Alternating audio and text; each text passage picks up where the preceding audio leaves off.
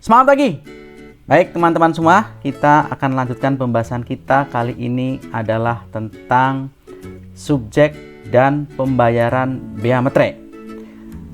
Pada tema kali ini kita akan membahas beberapa hal yang terkait dengan itu. Salah satunya adalah yang paling penting adalah pihak yang terutang bea materai.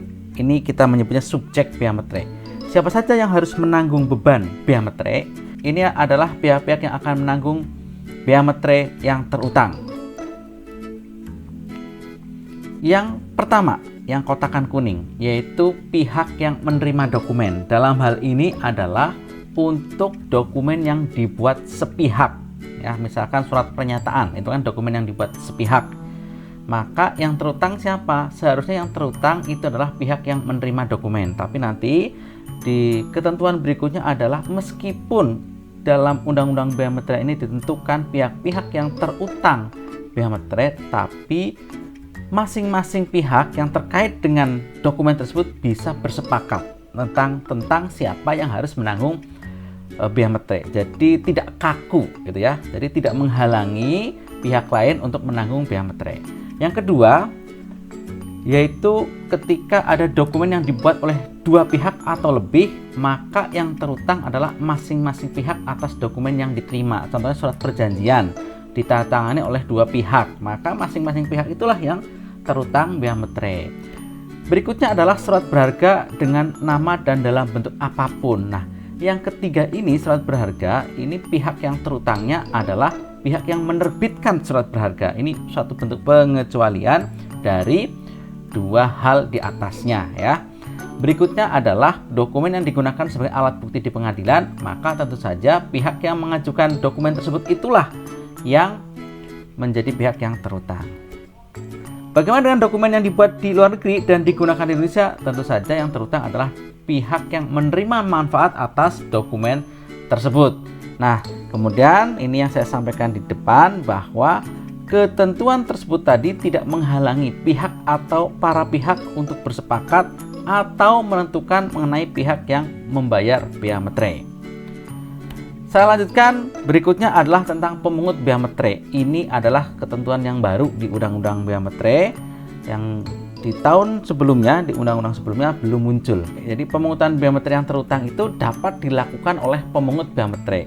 Ya, dalam beberapa hal memang bea materai itu ditunaikan oleh pihak yang terutang, tetapi dalam hal ada pemungut bea materai, maka pemungut bea materai lah yang kemudian melakukan tugas tersebut. Nah, pemungut bea materai punya kewajiban. Satu adalah memungut bea materai yang terutang atas dokumen tertentu dari pihak yang terutang. Kemudian dia harus menyetorkan bea materai tersebut ke kas negara dan melaporkan pemungutannya serta penyetorannya ke kantor Direktorat Jenderal Pajak. Nah, di sini ada rambu-rambunya. Karena ini kewajiban bagi pemungut bea materai, maka dia itu kalau melanggar ketentuan tersebut, yaitu misalkan tidak melaksanakan pemungutan atau memungut tetapi kurang, ya, atau memungut tidak disetorkan, maka Direktorat Jenderal Pajak berwenang untuk mengeluarkan SKP, surat ketetapan pajak dengan sanksi administrasi 100%. Jadi ditagih pokok bea materainya ditambah sanksi administrasi sebesar 100% dari pokoknya. Kemudian kalau terlambat menyetorkan bea materai akan ditagih dengan surat tagihan pajak. Demikian juga kalau tidak melaporkan atau terlambat melaporkan ke kantor Direktorat Jenderal Pajak juga diterbitkan tagihan atas sanksi tersebut melalui surat tagihan pajak. Nah, sekarang kita masuk ke pembayaran bea materai yang terutang. Nah, itu memakai apa? Yang pertama tentu saja memakai materai. Yang kedua itu memakai surat setoran pajak. Nah, sekarang memakai kode billing ya. Apa itu materai? Materai itu ternyata macam-macam jenisnya. Ada materai tempel ya, yang dilekatkan, wujudnya kertas ya, yang seperti di gambar ini. Ada 3.000, 6.000, dan 10.000 ya. Kemudian ada materai elektronik. Ini masih dalam perancangan oleh Direktorat Jenderal Pajak atau Kementerian Keuangan karena ini adalah hal baru di Undang-Undang Bea Materai. Dulu tidak dikenal materai elektronik. Berikutnya adalah materai dalam bentuk lain. Dalam bentuk lain itu apa saja? Ternyata rekan-rekan semua ada mesin teraan materai digital. Itu gambarnya, salah satu jenis mesin teraan materai digital. Jadi kertasnya itu dimasukkan ke mesin tersebut, nanti akan ditera lunas bea materai gitu, misalkan seperti itu. Kemudian sistem komputerisasi itu biasanya di korporasi yang frekuensi mengeluarkan dokumen yang terkena bea materai itu tinggi. Nah, contohnya ini adalah stroke pembelian token listrik ya, itu memakai sistem komputerisasi. Kemudian teknologi percetakan. Nah, ini contohnya pakai yang digunakan di buku cek ya. Cek itu ada tulisannya lunas materai gitu ya. Kalau dulu 3.000 ya, sekarang 10.000. Oke, itu adalah pembayaran bea materai, jadi menggunakan jenis-jenis seperti itu. Selanjutnya di Undang-Undang Bea Materai itu diberikan satu lagi slot, yaitu memakai sistem atau teknologi lainnya. Ini bentuknya apa? Itu tergantung perkembangan yang ada ya. Nanti mungkin ditemukan sistem lainnya. Nah, kita akan masuk ke pemeteraian kemudian. Pemeteraian kemudian itu di Undang-Undang Bea Materai yang terbaru akan ada peraturan di bawahnya akan memperdetil. Praktik dari pemeteraian kemudian sudah ada di Undang-Undang Bea Materai yang lama, yaitu ini adalah pemeteraian yang memerlukan pengesahan dari pejabat yang ditetapkan oleh Menteri Keuangan. Ya, kalau di undang-undang yang lama disebutkan pejabat itu adalah pejabat kantor pos. Ya, nah pemeteraian kemudian itu dilakukan terhadap kondisi bagaimana? Yang pertama itu jika ada dokumen yang bea materainya tidak atau kurang dibayar. Jadi misalkan kita membuat surat perjanjian, belum tahu bahwa itu tentang bea materai, maka tidak menempelkan atau melekatkan materai tempel saat itu. Nah, kalau kondisi seperti itu namanya dokumen yang bea materainya tidak dibayar.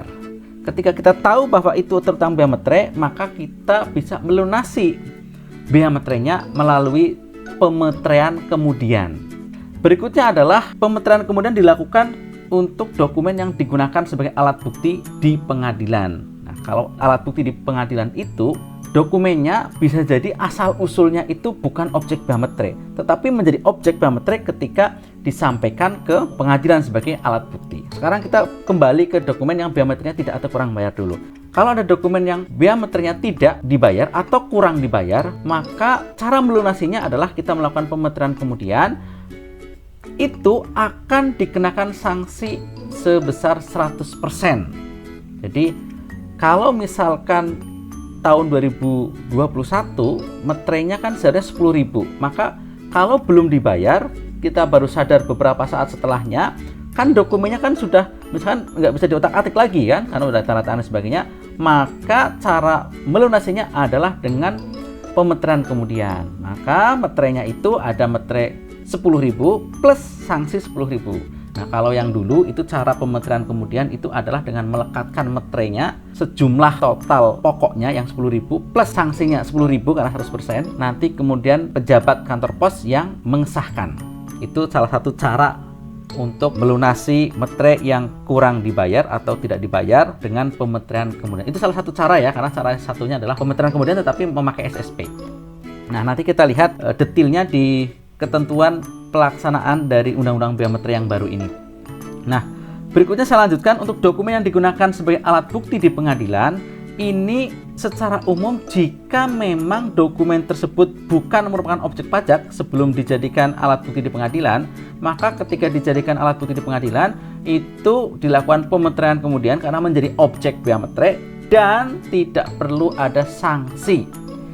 Ya, tidak ada sanksi, cukup bea materai terutangnya saja. Itu kalau memang dokumennya dari awal itu adalah dokumen yang bukan objek pajak. Tetapi kalau dokumen tersebut adalah dokumen yang merupakan objek pajak tetapi belum juga dilunasi, maka sekalian begitu diajukan sebagai alat bukti di pengadilan, maka pemeteraian kemudiannya itu ditambah sanksi 100%. Nah, siapa yang menanggung semua itu untuk pemeteraian kemudian? Pada intinya adalah pihak yang terutang bea materai. Ya, tentu saja kalau misalkan itu surat perjanjian, maka ya masing-masing pihak itu. Atau alat bukti di pengadilan, maka yang mengajukan alat bukti tersebut.